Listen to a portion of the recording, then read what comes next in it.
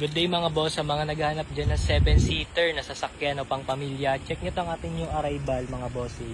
Na Toyota Veloz 2024 model, B-variant, automatic transmission mga boss. Bali, pakita ko lang ng mabilisan sa inyo mga boss. Unlock natin. So ito yung kanyang interior. Napaka-elegante. Meron siyang leather trims dito sa kanyang loob mga bossy.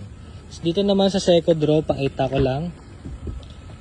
So, upo tayo mga boss para makita nyo yung legroom. Ito yung legroom tsaka headroom. So, kung mala step and carry ang height ko, siguro dun palang sisikip. Pero ako naman ay 5'7" mga bossing. So, dito naman mga boss, start natin. Grabe, napakaganda ng interior. Naka-push start button. Yun. So, ito mga bossing, napakalamig lang ang aircon nito mga boss.